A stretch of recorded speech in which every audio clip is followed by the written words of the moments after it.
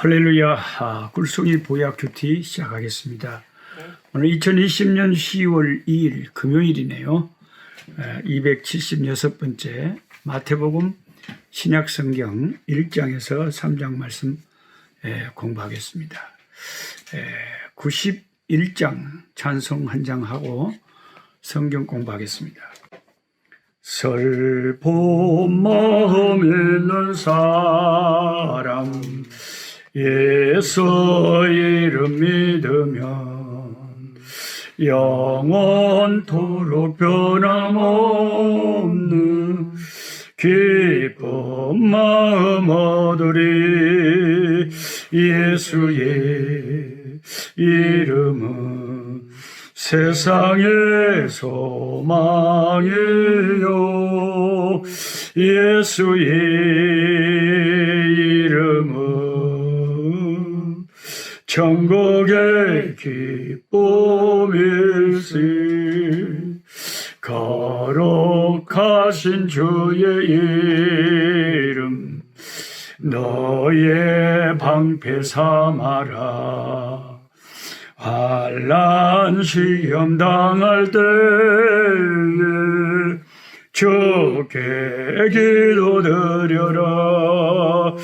예수의 이름은 세상의 소망이요 예수의 이름은 천국의 기쁨일세. 존귀하신 주의 이름 우리 기쁨 되도다. 주의 품에 안길 때에 기뻐 찬송 부르리. 예수의 이름은 세상의 소망이요 예수의 이름은 천국의 기쁨일세. 우리 갈 길 다 간 후에 보좌 앞에 나아가 왕께 경배하며 면류관을 드리리. 예수의 이름은 세상의 소망이요 예수의 이름은 천국의 기쁨일세. 아멘. 우리가 살다가 슬픈 마음이 들면 저도 이 찬송을 늘 부릅니다. 찬송이 우리에게 힘을 주고 위로를 줍니다. 제가 이 장미꽃 뒤에 숨어서 이렇게 촬영을 하니까 꽃밭에서 촬영하는 것처럼 영 좋네요. 자, 신약 성경을 읽으니까 참 감회가 새롭습니다. 275일을 쭉 창세기부터 하루에 한 3장씩 읽으니까 275일 만에 딱 10월 달이 딱 된 게 구약이 끝나네요. 이제 드디어 오실이라고 약속한 구약을 마치고 진짜 오신 예수님, 이 세상에 오신 예수님을 직접 뵙고 직접 말씀을 듣고 주님의 말씀과 주님 어떤 일을 하셨는가를 복음서를 통해서 보겠습니다. 복음서는 몇 권이 있냐면 4권이 있습니다. 마태복음, 마가복음, 누가복음, 요한복음. 복음이란 것은 복된 소식, 복된 소식이라는 뜻입니다. 예수님에 관한 소식이 가장 복된 소식입니다. 이 4권의 복음서 중에서 앞에 3권을 공관복음이라고 학자들은 말합니다. 마태, 마가, 누가 이 3 복음서를 무슨 복음이라고 한다고요? 공관복음. 공동으로 관, 본다. 보는 관점이 같다. 그래 공관복음. 근데 요한복음은 공관복음이 아니죠. 관점이 좀 다르죠. 요한복음은 시작부터가 마태, 마가, 누가는 예수님의 탄생부터 쫙 생애가 이렇게 기록이 되어 있는데 요한복음은 예수님 탄생 없잖아요. 전혀 스타일이 다르잖아요. 예수님의 사도들이고 종들이지만 다 특징이 달라요. 그래서 똑같은 목사님들이라도 다 특징이 다르고 성격도 다르고 은사도 다르고 다 달라요. 그래서 다양한 종들을 세워서 하나님이 다양한 일들을 하신죠. 마태복음 1장 아브라함과 다윗의 자손 예수 그리스도의 계보라. 마태복음은 특별히 왕으로 오신 유대인의 왕이신 아브라함과 다윗의 그 약속된 왕 메시아, 유대인들에게 예수가 약속된 메시아라는 것을 증거하는 이 성경책이 마태복음이에요.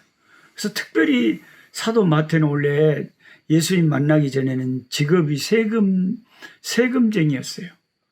그 당시에 세금 걷는 사람들하고 굉장히 사회적으로 지탄을 받는 그런 직업이었는데 예수 믿고 주님의 사도가 됐으니 얼마나 큰 복을 받는 겁니까? 마태의 또 다른 이름은 레이라고도 합니다.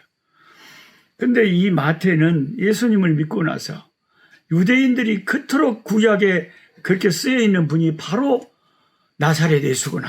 그걸 깨닫고 예수님이 약속된 그 메시아라는 것을 유대인들에게 증거하기 위해서 애를 쓴 사람이 마태예요.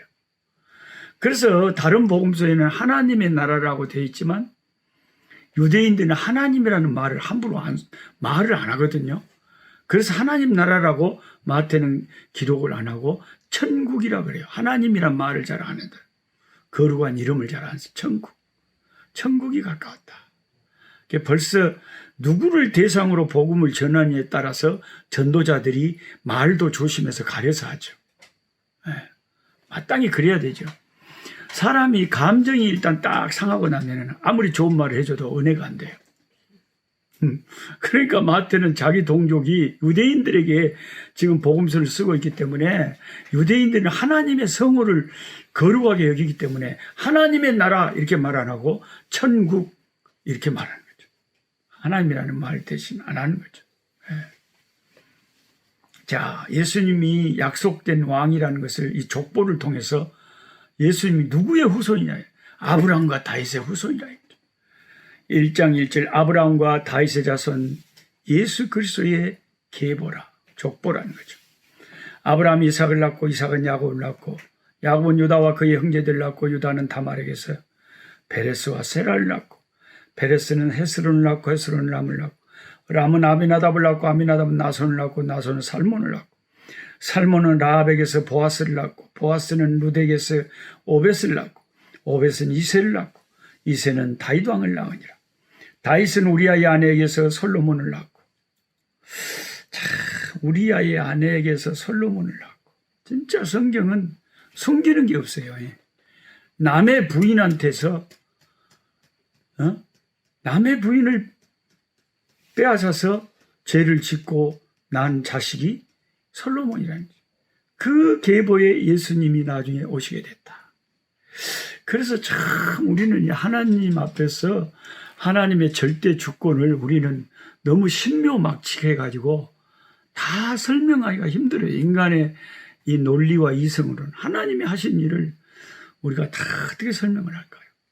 누가 느닷없이 나한테 이렇게 물어보면 제가 말하기가 좀 곤란하죠. 목사님, 그러면 다윗이 그 남의 자기 신하 우리아의 부인하고 죄를 지은 것은 그래갖고 솔로몬을 낳고 솔로몬 후손에 예수님이 났으니까 그 좋은 일을 했네요. 잘했네요. 그 하나님의 뜻 아닙니까? 이렇게 말을 하면 참 성경이 어렵습니다. 우리가 죄를 짓는 것을 하나님의 뜻이라고 말하면 안 되죠. 그래서 참 어려운 게 하나님 말씀이에요. 근데 사실은 그 여자하고 죄를 짓고 다윗이 회개하고 그리고 첫째 아기가 죽었어요. 그 아기 살려달라고 일주일간을 다윗이 금식하고 회개했지만 그들의 죄값으로 그 아이가 결국 죽었습니다. 태어나자마자. 그리고 철저히 회개하고 그런 매를 맞고, 그리고 하나님이 다윗에게 마음을 이제 새롭게 다시 불쌍히 여기셔서 새로 선물로 준 아들이 솔로몬이었습니다. 그러니까 우리가 그런 과정들을 잘 생각해 보면 하나님이 죄를 짓는 것을 뜻하시는 것은 아니고 긍휼을 베푸신 거, 하나님 용서하시고 은혜를 베푸신 거죠. 죄인들에게. 그리고 이제 쭉 이 족보가 나오는데 17절까지. 아브라함부터 다윗까지가 14대요. 다윗부터 바벨론으로 사로잡혀 갈 때가 14대요. 바벨론으로 사로잡혀 가는 것부터 그리스도까지가 14대라. 이 이 유대인들의 특성이 뭔가 숫자를 딱딱딱 잘라서 이렇게 말하는 것을 좋아하는 그런 특성이 있는데, 어지간한 것들은 좀 생략해 버릴 것은 세월을 건너뛰어서 생략도 하면서 14대, 14대, 14대로 딱딱딱 나누어서 족보를 정리하고 있습니다. 그런데 이 예수님의 족보에 나오는 여자 이름이 5명이 있어요. 5명.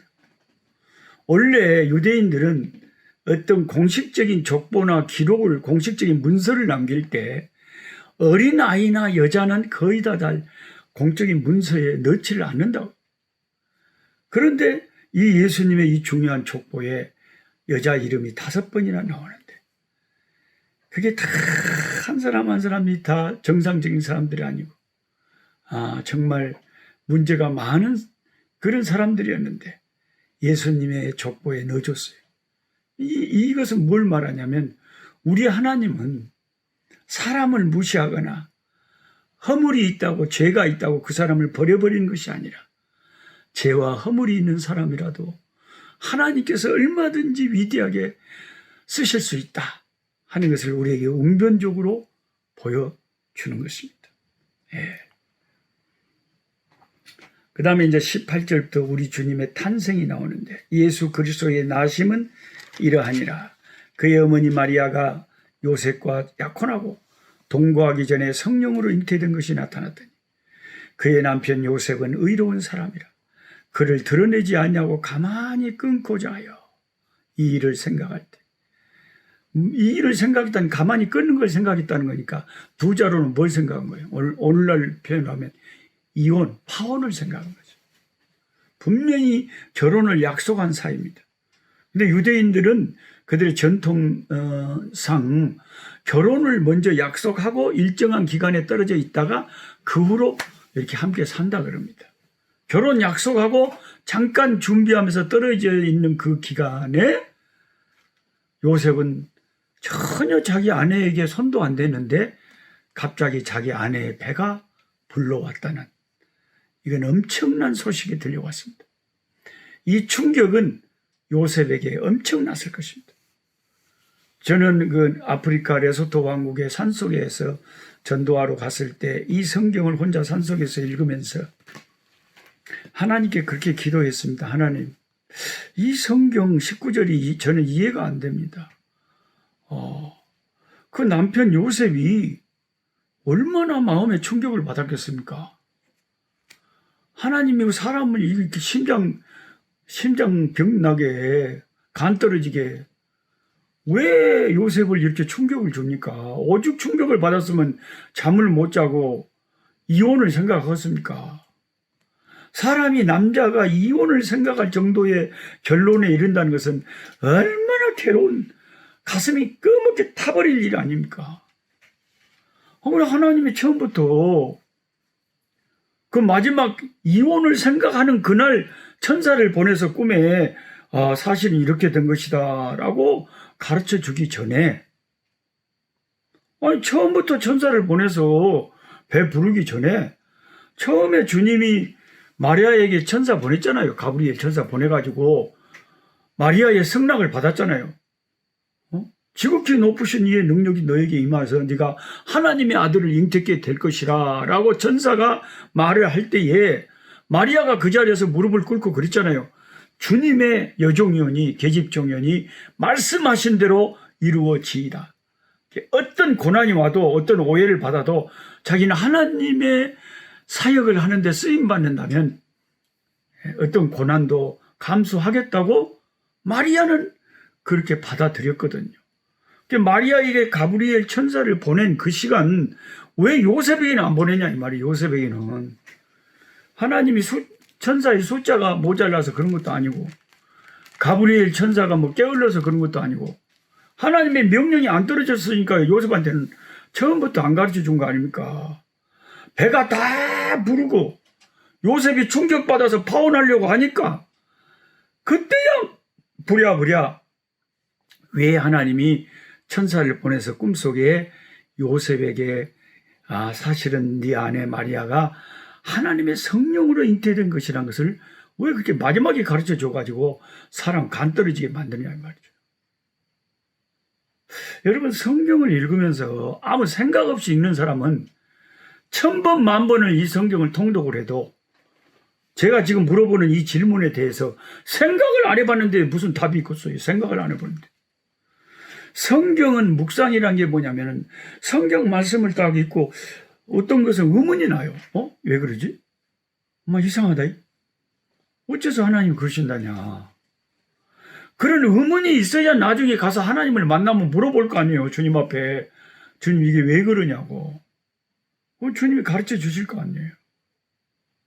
그래서 제가 레소토 산속에서 기도 중에 하나님, 나는 이 마태복음 1장 19절 20절이 이해가 안 됩니다. 왜 요셉을 이렇게 처음부터 안 가르쳐주고 나중에 급하면 가르쳐줍니까? 저야 인간이라 성격이 게을러갖고 해야 될 일을 빨리 안 하고 미루다가 나중에 급할 때 하는 경우도 있지만 하나님은 그런 분이 아니신데 분명히 의도가 있으시고 뜻이 있었을 건데 왜 처음부터 요셉에게는 말 안 해주고 마리아에게만 그 사실을 알렸습니까? 왜 마지막에 요셉에게 어쩔 수 없는 마지막 순간이 되고 이혼하려고 그러니까 이혼 못하게 막으시려고 천사를 보내 그때 늦게야 가르쳐 줍니까? 이 질문을 기도 가운데 했는데 참 신기하게 우리가 진리에 대해서 하나님의 진리에 대해서 목마르고 이렇게 사모하면 하나님의 성령은 진리의 영이라 하나님의 성령이 진리 가운데로 우리를 인도하시고 그걸 깨닫게 해주시고 은혜가 되게 깨달음을 주시는 거예요. 하나님 제 마음속에 내가 이해할 수 있도록 한 2가지 이유를 말씀해 주시는데 하나는 뭐냐?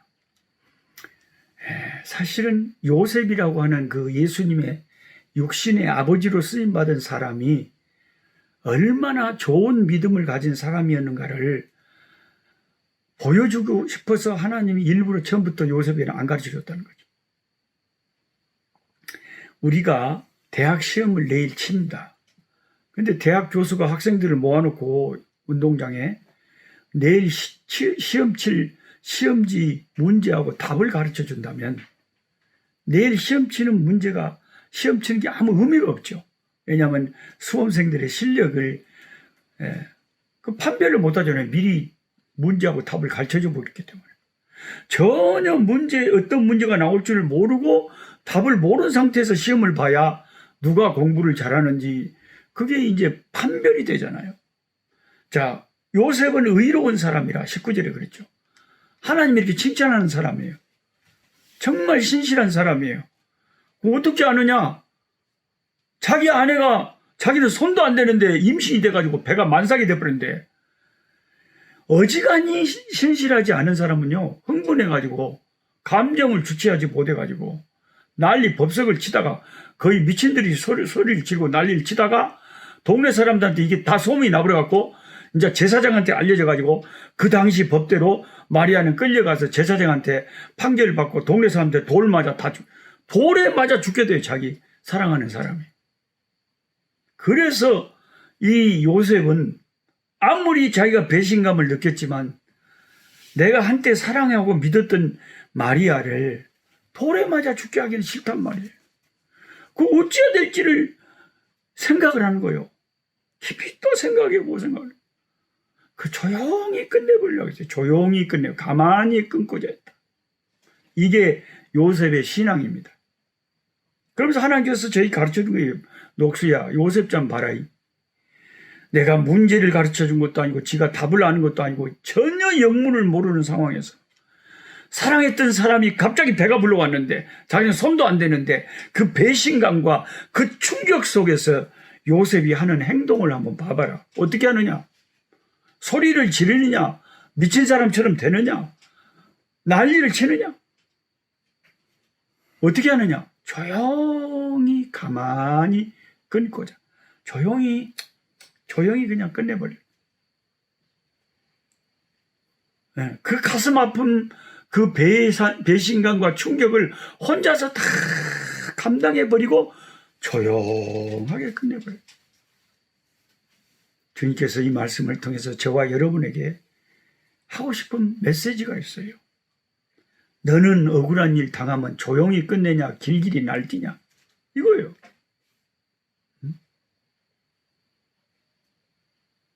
어떤 사람이, 어떤 교회가 저를 선교 후원을 하다가 많이 했으니까 이제 그만합시다. 끊어요. 그러면은 바른 신앙의 사람이라면 제가 어떻게 해야 되겠어요? 참 그동안 사랑과 호의에 기도에 너무 감사합니다. 덕분에 열심히 선교할 수 있었습니다. 그 은혜 평생 잊지 않겠습니다. 하나님께서 축복하시기를 바랍니다. 하고 깨끗하게 순종하고, 아니 후원하는 사람도 자유가 있어야 될 거 아니에요. 언제까지 그걸 그렇게 눈치를 보면서 안 하고 싶은데 못하고 그러면 안 되죠. 편안하고 예수 믿는 사람들이 신사적이고 깨끗하게 해야 돼요.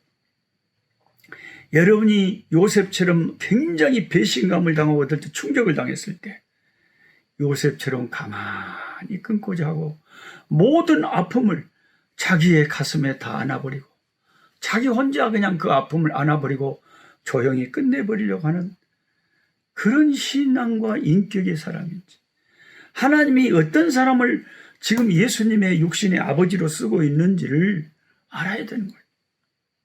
그리고 여러분 아십니까? 요셉은 예수님 33살 때 십자가에 달려 돌아가실 때 세상에 있지 않았습니다. 요셉이 그때까지 못 살아 있었어요. 예수님 십자가 달리실 때 그 십자가 앞에 어머니 마리아와 갈릴리에서 온 여자들이 울고 있었지, 요셉이 있었단 말은 전혀 성경에 없습니다. 그리고 예수님이 죽으실 때 그 어머니를 자기 사랑하는 제자 요한에게 부탁했잖아요. 그러면 남편이 있는 남의 부인을 왜 다른 제자한테 부탁을 합니까? 남편이 없으니까 부탁을 한 거죠. 과부니까. 요셉이 얼마나 훌륭한 신앙입니까, 여러분? 요셉이 분명히 중간에 일찍 죽은 거예요. 요한복음 2장에 가나 혼인잔치에서부터 안 나타났잖아요. 예수님의 어머니하고 제자들은 거기 초대받았는데 요셉은 없잖아요. 요셉은 어느 순간 성경에서 사라지고 말았습니다. 죽은 거예요. 세상을 떠난 거예요. 요셉이 얼마나 귀한 신앙이냐면 자기가 배신감과 그런 충격적인 일을 당해도 그렇게 차분하게 조용히 모든 아픔을 자기 혼자 가슴에 담고 끝내려 하고, 또 죽은 자도 살리시는 하나님의 아들이 옆에 있어요. 예수님이 죽은 지 4일이나 되는 나사로도 살리셨고, 나인성 가부의 아들 장례식 치르는 상연해 가는 순간에도 그 죽은 시체를 살려내신 분이 자기 집의 아들로 있어요. 그 얼마든지 예수님께 부탁해서 나 좀 살려달라고, 나 안 죽게 해달라고 할 수 있었는데 어떻게 그런 능력이 옆에 있는데도 하나님의 뜻에 맡기면서 하나님 앞에 갔을까요? 우리 같으면 그냥 난리 법석을 튀고 예수님한테 살려달라고 해갖고 살았을 것 같은데. 우리가 성경을 1000번, 10,000번 읽어도요, 이런 생각을 안 하면, 이런 걸 묵상이라고 하고, 이렇게 하나님 말씀을 생각을 해보면 진짜 요셉이 귀한 신앙의 사람이구나. 하나님이 마리아나 요셉을 예수님의 육신의 모친과 부친으로 쓰시는 게 아무나 들어 쓰시는 게 아니라 하나님이 그 사람을 그렇게 위대하게 쓸 때는 그만한 인격을 갖춘 신앙의 모습이 있기 때문에 하나님이 쓰시는 거라는 거예요. 예. 그래서 저와 여러분도 이렇게 성경 공부를 하면서 깨닫고 가르침을 받고, 나도 요셉처럼 좀 의로운 삶을 살아야 되겠다. 너무 억울하고 충격을 받아도 길길이 날뛰지 말고 조용히 끊고자 하면 또 하나님이 그 모든 상황 속에서도 해결책을 마련하시고 인도하시고, 제가 마태복음 2장 3장까지 다 해야 되는데 제가 신약을 3장씩 공부할 때는 여러분 이해하시기 바랍니다. 2020년 마태복음 1장부터 3장까지 할 때 오늘은 요셉에 대해서 좀 이야기를 길게 했습니다. 제가 이 신약은 너무나 한 구절 한 구절이 다 은혜스럽기 때문에 제가 모든 것을 다 다루면 한 3시간은 가버립니다. 그래서 어떤 본문 어떤 한 구절을 가지고 이야기하고 나머지는 여러분이 읽으셔야 돼요. 마태복음 1장, 2장, 3장을 읽으셔야 돼요. 너무나 은혜로운 말씀들이 가득 차 있어요. 제가 여기서 다 다루지는 못하고 제가 1장부터 3장까지 읽으면서 제 마음에 참 다가오고 은혜가 되는 말씀 중에서 한 가지나 두 가지 정도만 이야기하면 금방 시간이 가버립니다. 그렇게 하시고, 그러면 노 목사님 나머지 2장 3장은 언제 해주려니까? 내년에 해준다니까요. 내년에 다 못 해주면 또 언제? 그 다음에 해준다니까요. 1년에 한 판씩 할 테니까 그렇게 이해를 해 주시기 바랍니다. 신약은 구약이 아니기 때문에 너무나 말씀들이 중요한 말씀들이라 다 다루려면 시간이 한 3시간 간다. 3장 정도. 하나님 아버지 감사합니다. 하나님이 귀하게 쓰셨던 하나님의 사람 요셉을 봅니다. 아버지, 그는 일찍 세상을 떠났습니다. 우리가 하나님을 잘 믿는 사람이 때로는 암에도 걸리고 어려움도 당하면서 일찍 세상도 떠나기도 하고 어려움, 고난 속에 있는 것을 보면서 우리는 늘 의문을 갖습니다. 왜 저렇게 신실한 하나님의 사람이 저렇게 일찍 세상을 떠나야 되나? 왜 고생을 해야 되나? 왜 하나님은 고난당하게 놔두시는가? 우리가 이해할 수 없는, 우리 인간으로서는 이해할 수 없는 심오한 하나님의 깊은 섭리가 경륜이 있는 줄 믿습니다. 우리가 이해할 수 없어도 요셉처럼 묵묵히 하나님이 하시는 일에 순종하고 따라갈 수 있게 하시고, 나에게 너무나 심한 배신감과 충격의 순간이 올지라도 요셉처럼 차분하게 이를 조용히 내 아픔으로 다 받아들여버리고 조용히 끝내버리려고 하는 그런 의로운 믿음의 모습을 보이므로 하나님께서 개입하셔서 결국 해결하게 하시고 하나님이 역사하시도록 내 인생을 주의 손에 맡기고 사는 요셉과 같은 믿음의 삶이 우리의 삶 속에 있어지게 도와주시옵소서. 우리 구주 예수님의 이름으로 기도드리옵나이다. 아멘. 약한 자 힘주시고 강한 자 바르게 주함자 정택함이 주님의 뜻이라. 해 아래 압박 있는 곳 주 거기 계셔서 그 팔로 막아 주시오.